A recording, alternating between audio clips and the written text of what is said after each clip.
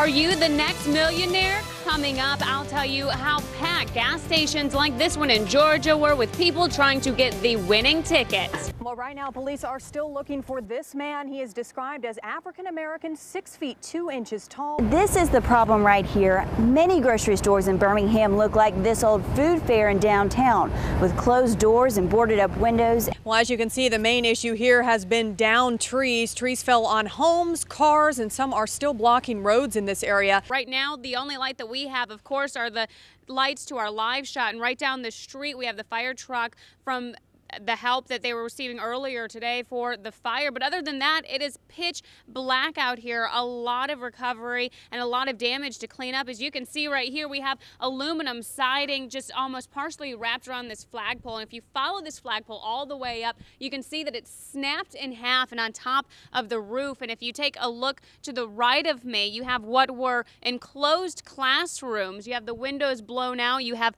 metal just coming from the walls here, I would say from the ceiling and the roof, but there is no longer a roof. There's classrooms that are just completely destroyed, and the same is to be said around the area, the block surrounding Centerpoint Elementary School. After I come out of my surgeries, I thought, you know, God has a really big plan for me.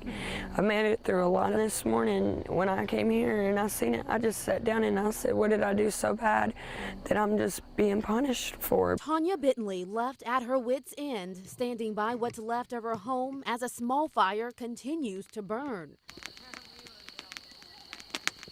The mother of 3 just moved into her double-wide trailer 7 months ago in Trafford. It burned to the ground early Tuesday morning. I was just so sick and just want to cry, and then you just want to get angry, and then you don't really know how to deal with it, because it's not just some things, and some things are salvageable. It's everything. There's nothing left in there. Though distraught by all of this, Bentley is counting her blessings. She and her kids were at her mother's house overnight, so they weren't home when the fire started. But she's left wondering what to do now. I think, you know, how can I get on my feet? You know, that's my main ordeal. We don't even have as much as a toothbrush. I mean, and then it's just, you just realize you don't have toothbrushes. It's just a little thing, socks. Bentley says the Red Cross gave her a hotel voucher for 2 days. After that, she doesn't know where she'll live. She told me she's asking for prayers to deal with this latest tragedy in her life. It's surreal. It's like, is it really happening, you know? It's really sad because there's a lot of sentimental stuff that can never be replaced. And I mean, it took me so many years to build all that. I mean, by myself with 3 kids and going through everything that I went through just to get what I got. And in an instant, it was gone. Sharia Harris, Fox 6 News, on your side. I locked the doors, jumped in the back with her. After dropping her 3-year-old son off at school, mother of 2, Allison Lee, continued her morning errands in Oxford. It was around 8:30 Tuesday morning. She pulled into a parking spot in the back of Kohl's to feed her 10-month-old daughter. There was a guy or a car that pulled up diagonally behind mine. I was over by myself, so it kind of caught me off guard as to why 2 guys jumped out and were messing with the back of my vehicle. And that's just all I heard was the, you know, back and forth. In a matter of minutes, Lee says the 2 men were fiddling with the back door of her Suburban in broad daylight. They were talking back and forth, saying, hey man, I can't get it, see if you can. Then that's when I realized they're not a towing company. I don't know what they're doing with my vehicle. That's when Lee put her little girl back in her car seat and called 911. I cracked the door open, like I still keep my eye on them. I already called 911. Cracked the door open, said, excuse me, can I help you? It startled them. They looked up, said, sorry, thought you were asleep, jumped in their car and drove off. Investigators say the 2 men, 50-year-old Troy McGill and 40-year-old Jason Connor, led Oxford police on a chase for about 45 miles. They were later caught and arrested. A sigh of relief for Lee. It was definitely an eye-opening experience. It can happen to anybody. Each year, we add up and wait. Tax season can bring on a burden, but it can also fatten your wallet. That's if you finally get to see your cash. This is probably by far the longest that it's taken so far. Derek Hopkins filed his taxes about a month and a half ago. He's supposed to get his refund check next week, but stories he's hearing create concern. I've been hearing everywhere I go, whether it's to the grocery store, gym, school, church. I've heard several stories about people having received their taxes back. Luckily, Kim Hartley isn't one of them. Last year I filed my federal return electronically and my state return paper. But she hasn't been as fortunate in the past. It took like maybe till June or July, I think, before I got my state refund. Tax experts like Justin Berry say that could be because of the recent state of the economy. There's not as much money in the Treasury and they're having a harder time making ends meet and issuing these refunds. The fastest way to see a return, Berry says, is filing electronically, providing your bank account and routing number. That worked for Kim this year, but she still wishes the state would speed things up. We have to file our returns by a certain deadline. I don't see why the state ought to be required to process it and give you your refund by a certain deadline. This is the scene at many homes across central Alabama. Crews working hard to clear away fallen trees. This one came crashing down on Warren Hood's Pinson home on Monday. Well, I got actually the least damage I could for the situation that it could be. We had the huge pines and everything else, and they could have speared through it. While he's happy there's only minor damage, he's a tree lover and hates that the storm brought it down.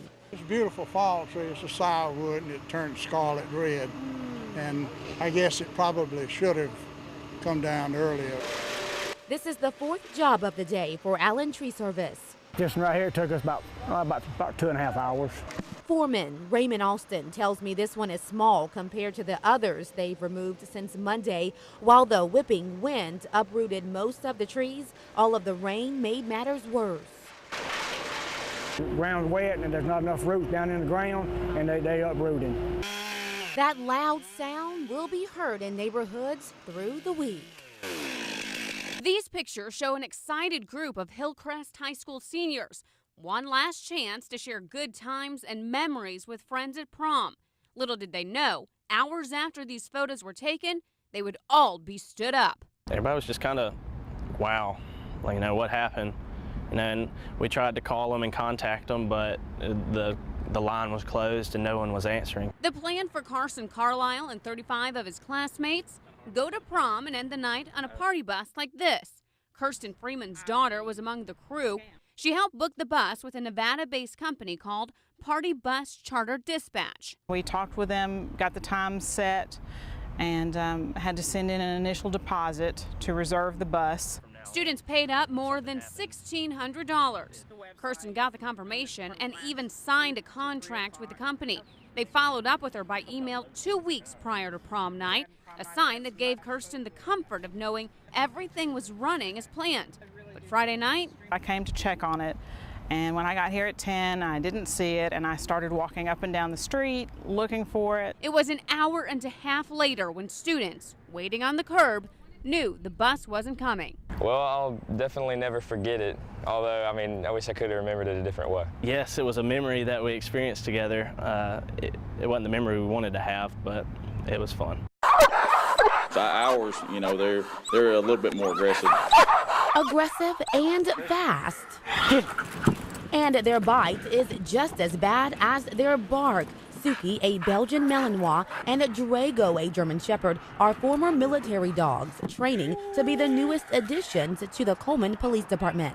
They can do a lot of things, you know, with their sense of smell. They have a, highly adapted sense of smell, and that's mainly what we use them for. In a training exercise, Drago searched this truck, pinpointing marijuana hidden in the gas tank opening. Meth is a huge problem in the county and in the city too, but marijuana is just kind of consistent. When our officers stop a car, it's so invaluable to have that asset where you can call a dog in and detect if something's hidden inside the car. But the canines will be used for more than just drug searches. We've depended on the Sheriff's Department. They've been wonderful in allowing us to use their dogs for drug searches.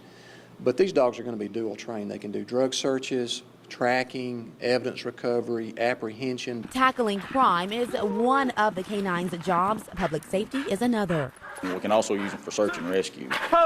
They can search a building a lot faster than you know, even a 5 or 6 man team can going through. And you know, it's safer to send the dog in first. In 2 weeks, the dogs will be finished with the training at a facility in Huntsville, officially joining the Coleman Police Department, putting their skills to use on the streets. Sharia Harris, Fox 6 News, on your side. When Hueytown Police Chief Chuck Hagler contacted ICE agents about his officer's arrest of Sofyan Aldani, he wasn't expecting the response he got. They sent us a piece of paper called a detainer, which basically is telling them that, you know, we're going to deport you. He said, but he'll probably just laugh at you when you give it to him because he knows we're not going to come get him. That's what we were told by ICE. Hagler says Aldani is not only in this country illegally, but has a criminal history going back 12 years. In Jefferson and Shelby counties, Aldani has been arrested 35 times, all for different crimes. Bad checks, assault, criminal mischief, trespassing, resisting arrest. Shoplifting, domestic violence, probation violation, burglary, even serving time in prison. 7 pages. 7 pages. You know, it's not a matter of he came over here and there was a misunderstanding of what our laws are, or, you know, he was in the wrong place at the wrong time, or, you know, I mean, there's a lot of reasons, you know, that you can legitimately say somebody might have a brush with the law. There's reasons that somebody might have 1 or 2 brushes with the law, you know. When you start getting up into the double-digit arrest, you're dealing with a criminal. A criminal that just happens to be from Palestine, one of the few countries the United States does not recognize. And agents can't deport someone to a country that doesn't officially exist. This is a legitimate immigration issue. This is a legitimate concern. And, you know, we see so much attention paid to other issues. I wish somebody would pay some attention to this one.